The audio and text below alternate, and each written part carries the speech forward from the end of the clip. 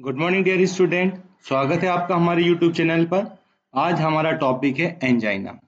आप सभी लोग जानते हैं कि एंजाइना की अगर हम लोग बात करते हैं तो ये एंजाइटी जो हम लोग बात करते हैं, तो इस तरह की जब भी कोई वर्ड आता है तो हम सीधा सा इसका एक मतलब समझते हैं कि कहीं ना कहीं हमारी बॉडी में पेन हो रहा है, और पेन भी एक स्पेसिफिक जगह पर है, इसीलिए इसका वर्ड हम लोग एंजाइना से वर्ड समझेंगे। तो angina is a term use to describe the chest pain. आप समझिए कि इस वर्ड का जो स्पेशल जो वर्ड यूज किया जा रहा है वो सिर्फ एक चेस्ट पेन के लिए किया जा रहा है। और डिस्कम्फर्ट यानी कि जैसे अगर हमारे चेस्ट में कोई पेन हो रहा है या फिर हमारे कोई डिस्कम्फर्टनेस हमें अगर हो रहा है, तो उसको हमने एक वर्ड नाम दिया है एंजाइना। क्योंकि हमारी बॉडी में पेन तो कई जगह होता है, कई तरह के पेन होते हैं, लेकिन हर एक चीज के लिए, जैसे अगर किसी के सिर में दर्द है, मतलब हेडेक कहते हैं, तो जो हेडेक है मतलब आपको समझ में आ रहा है कि ये हमारे सिर दर्द से इसका संबंध है। उसी तरह अगर हमारी बॉडी में चेस्ट पेन हो रहा है तो उसका सीधा संबंध हम रखेंगे, तो एक वर्ड हम यूज करेंगे एंजाइना। तो यहाँ पे हमें समझ में आ रहा है कि angina is a term use to describe chest pain और डिस्कम्फर्ट। हम काय के लिए यूज कर रहे हैं इसको? चेस्ट पेन के लिए यूज कर रहे हैं। अगर हम इसको देखा जाए तो ये हमारे पास क्यों हो रहा है बॉडी में, तो इसको अगर देखा जाए तो ये हमारी बॉडी में क्या होता है, जैसे कि जब भी कोरोनरी आर्टरीज वगैरह में कोई डिजीज होती है, डिजीज होने से मतलब ये है कि वहां पे वो उसमें कॉन्ट्रेक्शन हो रहा है, या फिर उसमें ब्लड फ्लो नहीं हो पा रहा है, विस्कोसिटी ब्लड की बढ़ रही है, या फिर उसका जो इंट्रा स्पेस है वो कम हो रहा है, जिससे क्या हो रहा है कि हार्ट को ब्लड फ्लो करने में ज्यादा वर्कआउट करना पड़ रहा है, ज्यादा मसल्स को ज्यादा फोर्स लगाना पड़ रहा है, जिससे क्या होता है हार्ट में जब ज्यादा काम करेगा तो वो क्या होता है उसमें कॉन्ट्रेक्शन हो आने लगता है, और उस समय एक पेन स्टार्ट हो जाता है। और ओवरऑल देखा जाए तो हमारा हार्ट हमारी चेस्ट कैविटी में होता है, इसलिए हम उसे चेस्ट पेन के रूप में लेते हैं। तो यहाँ पे क्या है कि angina is a term use to describe the chest pain और डिस्कम्फर्ट। ये वर्ड आपको समझ में आ गया होगा। इसको देखा जाए तो ये हमारे पास क्या होता है, टू टाइप से अपन एंजाइना पेन को लेते हैं। एक हमारा यहाँ पे दिया हुआ है हमारा स्टेबल। आप देखिए यहाँ पे स्टेबल और अनस्टेबल से मतलब यहाँ पे ये है कि स्टेबल का मतलब ये रहेगा कि ये हम जैसे हम लोग इसके बारे में पहले से ही जानते हैं, जैसे कोई वर्कआउट हम लोग कर रहे हैं तो ये जैसे रहता है, ये प्री फिक्स रहेगा अपना, ये प्रिडिक्टेबल रहता है। यानी कि हमें पता रहता है, जैसे हम लोग फिजिकल एक्टिविटी या कोई इमोशनल स्ट्रेस हमारी बॉडी में अगर हम लोग लेते हैं, तो इमोशनल स्ट्रेस हो या फिजिकल एक्टिविटी में अगर कोई वर्कआउट हम लोग कर रहे हैं, तो जो चेस्ट पेन होता है उसी को अपन स्टेबल कहते हैं। लेकिन एक क्या होता है यहाँ पे, अनप्रिडिक्टेबल होता है, मतलब हमें उस तरह की उम्मीद नहीं होती है। प्रेडिक्टेबल तो मतलब क्या होता है, हमें पहले पता रहता है कि इस तरह स्ट्रेस वगैरह लेने से, फिजिकल एक्टिविटी से हमें कोई पेन हो सकता है, तो हम उसे स्टेबल एंजाइना कहेंगे।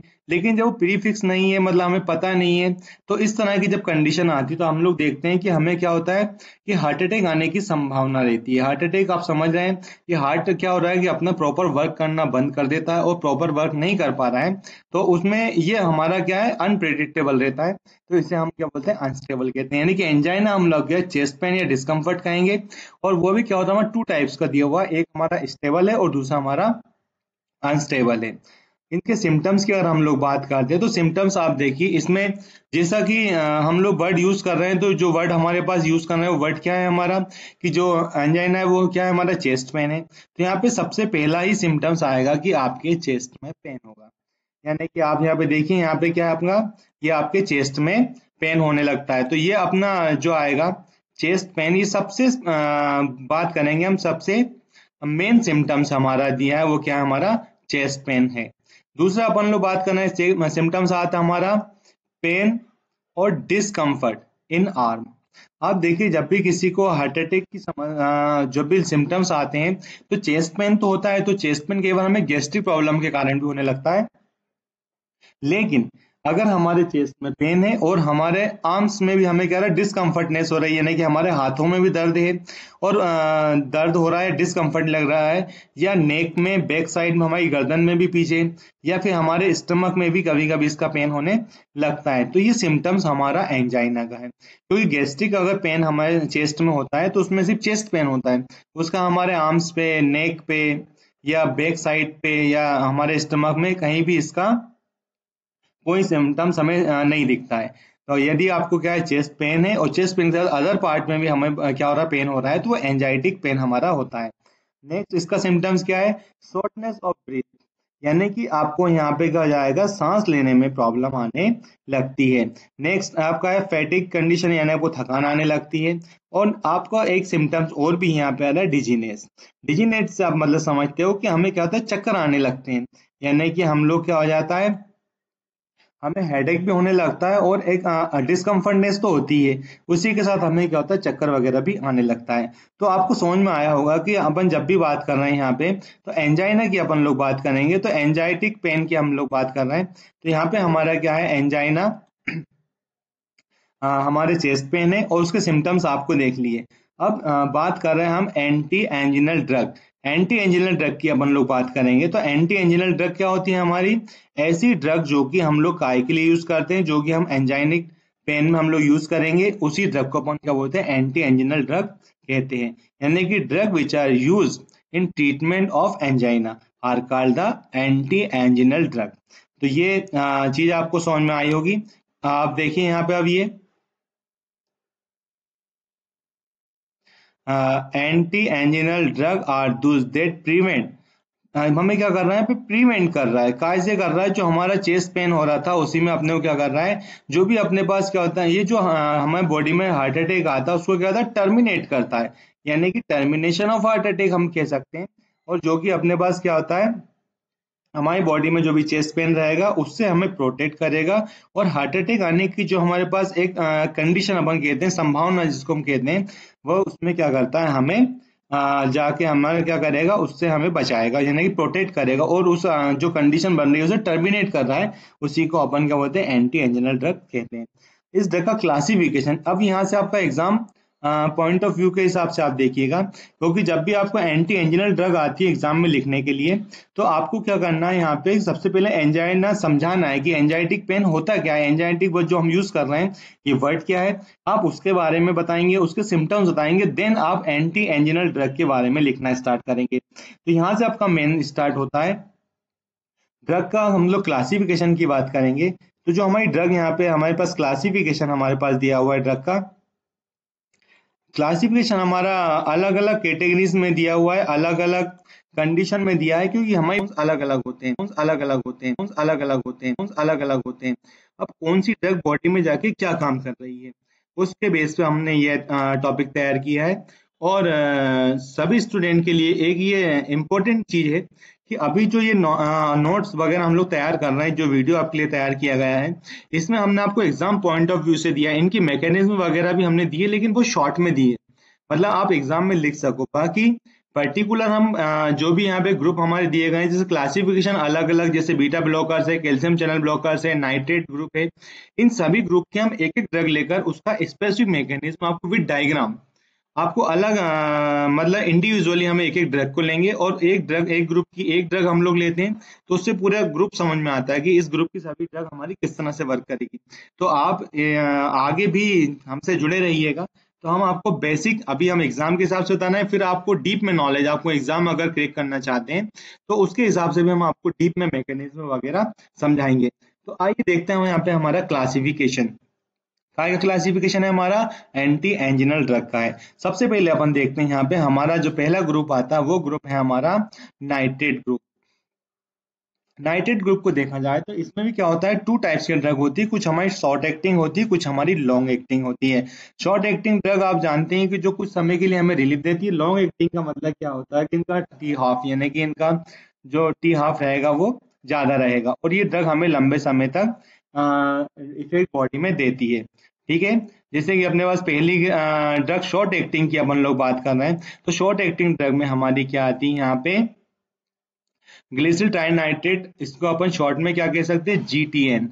ठीक है ना, यहाँ पे जीटीएन शॉर्ट में कह सकते हैं, या फिर इसको अपन नाइट्रोग्लिसरीन भी ड्रग कह सकते हैं। लॉन्ग एक्टिंग ड्रग की बात करेंगे तो यहाँ पे क्या अपनी आइसोसॉर्बिट डाइनाइट्रेट, ये अपनी क्या होती है, शॉर्ट एक्टिंग। ये ड्रग अपनी क्या है, लॉन्ग एक्टिंग भी है, लेकिन अगर इस ड्रग का हम लोग रूट चेंज कर देते हैं, रूट चेंज कर देने से क्या मतलब होता है कि इसे हम लोग क्या ले लेते हैं कि अगर सबलिंगुअल रूट से ले लेते हैं। सबलिंगुअल रूट आपको पता ही है, जो भी हमारी टंग होती है उसके नीचे अपन लोग क्या करते हैं, सबलिंगुअल मतलब जीव अपनी जिह्वा होती है, उसके नीचे अपन इस ड्रग को ले रखेंगे, जहां से क्या होता है ड्रग अपनी एब्जॉर्ब होती है, तो ये शॉर्ट एक्टिंग रहेगी। लेकिन ये नॉर्मल इसका अपन रूट अगर चेंज नहीं करते हैं तो ये अपनी क्या होती है, लॉन्ग एक्टिंग ड्रग में आती है। नेक्स्ट अपनी ड्रग आती है यहाँ पे बीटा ब्लॉकर। ये ड्रग आप एक चीज देखिए, कार्डियोवास्कुलर सिस्टम जब अपन पढ़ रहे हैं, drug acting on cardiovascular system, यानी कि 5th सेमेस्टर की फार्माकोलॉजी सेकेंड की जो फर्स्ट यूनिट है, उसमें मैक्सिमम ड्रग आपको सेम दिख रहेगी। इसलिए अपन क्या करेंगे कि हर एक ग्रुप की एक एक ड्रग का डीप में पढ़ेंगे, विद डायग्राम उसको समझेंगे, उसकी मैकेनिज्म, तो आपको लगभग लगभग पूरी यूनिट क्लियर होने लगेगी। यहाँ पे दूसरा ग्रुप अपना आता है बीटा ब्लॉकर्स। तीसरा ग्रुप आप मैक्सिमम जो मार्केट में आप ड्रग यहाँ पे देखते हैं, ये आती है अपनी कैल्शियम चैनल ब्लॉकर्स। आप मार्केट में जैसे कि आपने ड्रग के नाम जो सुने होंगे, एम्लोडिपिन, ये मार्केट में आपको अक्सर सुनने को ये ड्रग मिल जाती है। तो इस तरह की जो ड्रग होती हैं ये अपनी कौन से उसमें आती है, कैल्शियम चैनल ब्लॉकर्स में। ये अपनी जो बीटा ब्लॉकर्स है और ये अपनी कैल्शियम चैनल ब्लॉकर्स, नाम से स्पष्ट आ रहा है इनका कि ये क्या करती हैं कि ब्लॉक कर देती है। कैल्शियम चैनल ब्लॉकर है मतलब ये क्या करेगी, बॉडी में कैल्शियम का जो इनटेक होता है उसे क्या करती है, ब्लॉक करेगी। यानी कि उसके जो कैल्शियम चैनल है जहां से कैल्शियम रिलीज हो रहा है उसे जाके ये ब्लॉक कर देती है। तो अपने इसमें देखिए अब नाइट्रेट ग्रुप है, बीटा ब्लॉकर से, कैल्शियम चैनल ब्लॉकर से, और नेक्स्ट अपनी ड्रग आती है यहाँ पे पोटेशियम चैनल ओपनर। अब देखिए यहाँ पे, यानी कि अगर हमारी बॉडी में एंजाइटिक पेन हमें हो रहा है तो इसमें क्या रहेगा, हमारा कैल्शियम चैनल और बीटा को अपने क्या करना है, यहाँ पे इनको ब्लॉक करना है, और यहाँ पे पोटेशियम चैनल को ओपन करना है। यानी कि आपको सीधी सी बात समझना है कि हमें कैल्शियम का इनटेक को ब्लॉक करना है और पोटेशियम का इनटेक बढ़ाना है। तो ये नाम से आपको समझ में आएगा, क्योंकि वो हमारी कैल्शियम चैनल को ब्लॉक कर रही है ड्रग, और ये हमारा पोटेशियम चैनल ओपनर ड्रग अपनी यहाँ पे है। और इसमें अदर्स ड्रग करके भी अपना एक कैटेगरी है, क्लासिफिकेशन में आप इसको इजीली लिख सकते हैं एग्जाम में पॉइंट ऑफ व्यू के हिसाब से।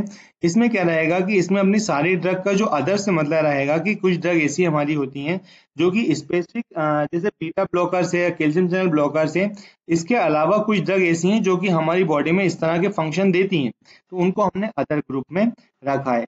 तो चलिए देखते हैं, अब एक एक ग्रुप को देखते हैं कि जैसे नाइट्रेट ग्रुप है तो किस तरह से इसका मैकेनिज्म ऑफ एक्शन क्या है, मतलब ये हमारी बॉडी में किस तरह से एक्शन देती है। तो यहाँ पे देखिए जो नाइट्रेट ग्रुप है अपने, इसमें हमने जो आइसोसॉर्बेट ड्रग है, मोनो नाइट्रेट ड्रग अपनी जो है, इस तरह की जो ड्रग के जो मैकेनिज्म है, इन मैकेनिज्म की अगर अपन लोग बात करते हैं तो ये ड्रग क्या करती है, ये जैसे इन ड्रग को बॉडी से इंट्रोड्यूस कराते हैं तो हमारी बॉडी में क्या करती है, नाइट्रिक ऑक्साइड को क्या कर देती है, यहाँ पे रिलीज करती है। यानी कि हमारी जो बॉडी है उसमें नाइट्रिक ऑक्साइड की रिलीजिंग होगी, इनकी क्वांटिटी, नाइट्रिक ऑक्साइड क्वांटिटी बढ़ने लगती है, जिससे क्या होता है कि हमारी जो ब्लड वेसल्स होती हैं ये वेसो डायलेटर का वर्क करेगा। क्या करेगा, जैसे बॉडी में हमारी नाइट्रिक एसिड की क्वांटिटी बढ़ेगी तो ये क्या करता है कि वेसो डायलेशन का वर्क करता है। और जैसे अपने पास वेसो डायलेटर हो गया, यानी कि अपने जो intra space of blood vessel से वो बढ़ जाएगा, और बढ़ने से क्या हो जाएगा कि ब्लड फ्लो इजी होने लगेगा, जिससे क्या हो जाएगा कि हमारी जो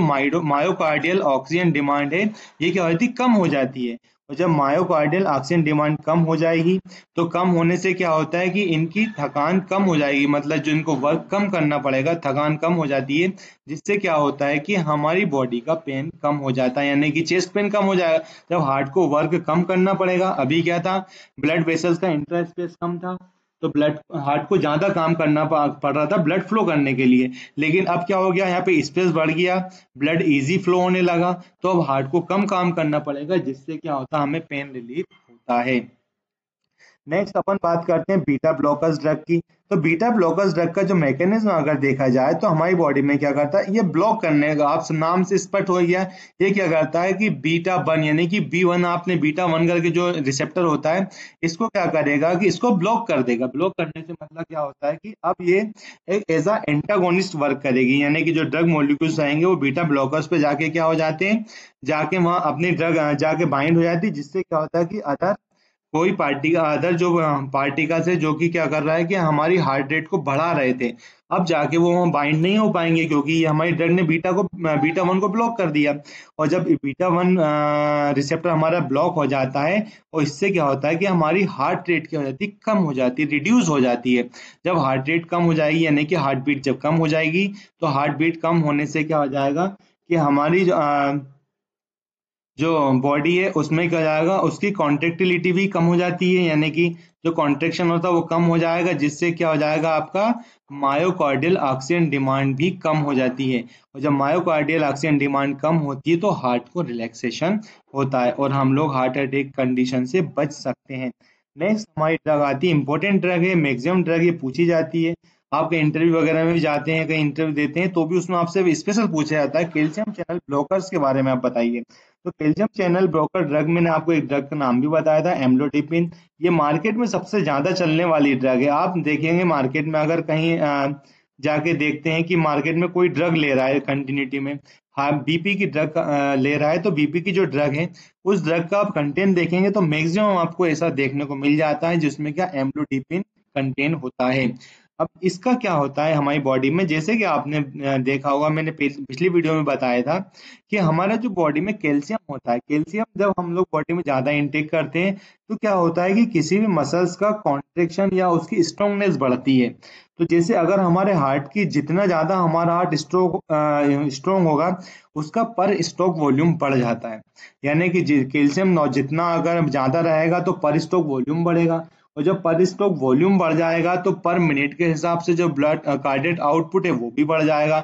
अब जितना ज्यादा हमारी बॉडी में क्या होगा, ब्लड का फ्लो होगा यानी कि आउटपुट होगा, तो हमारे ब्लड वेसल्स पे क्या हो जाता है, प्रेशर पड़ता है। अब इंट्रा स्पेस तो फिक्स है, अगर इंट्रा स्पेस फिक्स है तो फिर हार्ट को प्रेशर, ब्लड फ्लो नहीं हो पाएगा जितना आउटपुट होगा, तो वह ब्लड में जो एक बीच में अपन बोलेंगे एक फ्रिक्शन आएगा, यानी कि एक घर्षण आएगा, एक रेजिस्टेंस आने लगता है और बीच में रुकावट आने लगती है, तो उसका रिवर्स में जो फोर्स पड़ता है वो हार्ट पे जाके लगेगा, जिससे क्या होता है, हार्ट को ज्यादा काम करना पड़ता है और हमें चेस्ट पेन की कंडीशन आ जाती है। तो यहाँ पे क्या होता है कि ये हमारी बॉडी में क्या कर देता है, जो इनफ्लक्शन और आउटफ्लक्स, ये एक वर्ड आप देखिए यहाँ पे लिखा हुआ इनफ्लक्स। इनफ्लक्स का मतलब होता है किसी भी सेल के अंदर आना, और आउटफ्लक्स का मतलब होता है सेल के बाहर जाना, यानी कि जो हमारी सेल मेम्ब्रेन है, तो हमारे दो तरह के सेलुलर फ्लूइड होते हैं, एक होता है इंट्रासेलुलर फ्लूइड और दूसरा होता है अपना एक्स्ट्रा सेलुलर फ्लूइड। तो इंट्रासेलुलर फ्लूइड में किसी भी चीज का आना इन्फ्लक्शन होता है, और जो भी इंट्रासेलुलर फ्लूइड से एक्स्ट्रा सेलुलर फ्लूइड में कोई चीज बाहर जाना, हमारा क्या होता है, आउटफ्लक्शन होता है। तो ये क्या करता है, इनहिबिट कैल्शियम इन्फ्लक्शन, यानी कि सेल के इन साइड में कैल्शियम, जो हमारी कैल्शियम चैनल है वहां से कैल्शियम का जो इन्फ्लक्शन हो रहा है उसको क्या कर देता है, इनहिबिट कर देता है। इनहिबिट करना मतलब अंदर जाना कम कर देता है। अब जब अंदर जाएगा तो इससे क्या हो जाता है, हमारी जो स्मूथ मसल होती है क्या होती है, इसमें ऑक्सीजन डिमांड कम हो जाती है, और यहाँ पे क्या होता है, वेसो डायलेटिंग कंडीशन, कोरोनरी आर्टरीज में क्या होता है, वेसो डायलेशन भी हमारा होने लगता है। और दूसरा क्या होता है, कार्डियक आउटपुट का जो पर मिनट के हिसाब से वॉल्यूम है वो भी कम हो जाएगा। क्यों? क्योंकि पर स्ट्रोक वॉल्यूम कम हो जाएगा, और जब पर स्ट्रोक वॉल्यूम कम हो जाएगा तो हमारी बॉडी में ब्लड का आउटपुट कम है, तो ब्लड का आउटपुट कम है तो फ्लो कम है, और जब फ्लो कम है तो हार्ट को काम कम करना पड़ेगा, और जब हार्ट को कम कम करना पड़ेगा तो हमें क्या होता है, एक रिलैक्सेशन होता है, हमारा जो दर्द होता है वो कम हो जाता है। नेक्स्ट हमारी ड्रग है पोटेशियम चैनल ओपनर। जो कैल्शियम चैनल ब्लॉकर्स और ये पोटेशियम चैनल ओपनर है, इनका एक कंप्लीट वीडियो हम बनाएंगे जिसमें आपको एक डायग्रामेटिक आपको समझ में आएगा, क्योंकि अगर हर ड्रग का हम इसी तरह एक ही वीडियो में सब कंप्लीट करेंगे तो वीडियो का भी लेंदी हो जाता है। तो ये आपको जो वीडियो है ये आपका एग्जाम पॉइंट ऑफ व्यू के हिसाब से, जिसको आप इजीली एग्जाम में लिख सकते हैं और मैक्सिमम मार्क्स आप इसमें ले सकते हैं। तो यहाँ पे अपने पास अब अगली ड्रग हमारी आती है यहाँ पे potassium channel opener. Potassium channel opener की मैकेनिज्म की अगर हम लोग बात करेंगे तो इसमें सिंपल सा है, जैसे कि आपको स्पष्ट हो गया है कि यहाँ पे क्या करेगा, पोटेशियम चैनल को ओपन करेगा। पोटेशियम चैनल को ओपन करेगा यानी कि क्या करता है, ये सेल्स में हमारे जो पोटेशियम आयन है इसका इन्फ्लेक्शन बढ़ाएगा, और जब हमारे पास पोटेशियम ओपन होगा जिससे क्या होता है कि हमारा वेसो डायलेशन होता है, यानी कि हमारी जो ब्लड वेसल्स होती है डायलेट कंडीशन में आएगी, मतलब इंट्रा स्पेस उनका बढ़ जाता है, जिससे मायोकार्डियल ऑक्सीजन डिमांड क्या हो जाती है, कम हो जाती है, और जब मायोकार्डियल ऑक्सीजन डिमांड कम होती है तो हमारे हार्ट को रिलैक्सेशन फील होता है। तो आज के वीडियो में हमारा ये चार ग्रुप में की ड्रग हमने आपको दी। आज के वीडियो में हमारा इतना ही है। नेक्स्ट वीडियो में हम पर्टिकुलर ड्रग के हिसाब से आपको बताएंगे, तो आप एग्जाम में इतना लिख सकते हैं, और भी अगर आपको इसके बारे में लिखना है तो हम जो अगला वीडियो बनाएंगे उसमें हम आपको डीप में समझाएंगे। तब तक के लिए नमस्कार।